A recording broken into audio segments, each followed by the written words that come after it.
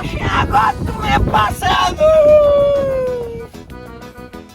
Eu já tô cansado, passei a noite toda e não peguei nada pra comer. Agora cadê? Oxe, cadê Lilico que tá mais eu?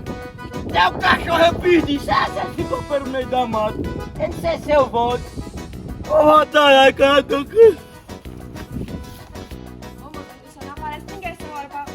Eu tô com uma dor na coluna, uma dor de cabeça. Acho que deve ser corona, não sei não. Ô, compadre Nenel! Ô, filha, acorde. Ô, comando!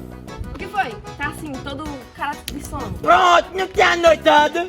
Sim. Não tem nada a ver, não. Tava faxinando, não arrumei nada. Eu aqui lavando essas roupas. Não Yeah. aparece ninguém pra me ajudar a lavar essas roupas. Agora aí é difícil mesmo. Tu queres ajuda, é?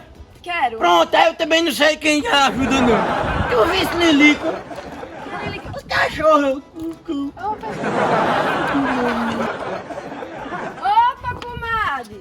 Oi, comadre Duda. Mulher, quem tá com essa carinha de triste? Ô, mulher, meu periquito, vi você por aí, não? Não, eu não vi não. Mas o compadre Nenel tá com a arma. Vai que ele te ajude. Vai lá nele. Pois eu vou lá. Tadinha, bichinha. Perdeu o periquito dela. Oh, meu Deus do céu. Culpa! Eita, que agora vai, viu? Ela disse a tu.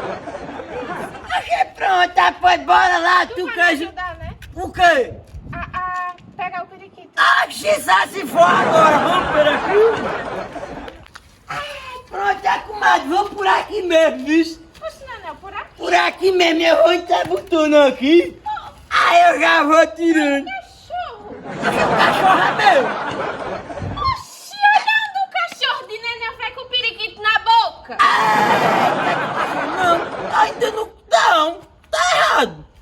Cachorro com periquito na boca. Ô, Nenel, teu cachorro tá com o periquito na boca? Eu... Ai, Maria, o periquito até passarinho, É, é? Nenel. Oxe, eu pensei que era outra coisa, Ele matou comadre. meu passarinho, Ah, Nenel. comadre, eu vou lá pra ajudar tu, viu? Maria. O que foi, comadre? O que foi, comadre? Ô, comadre,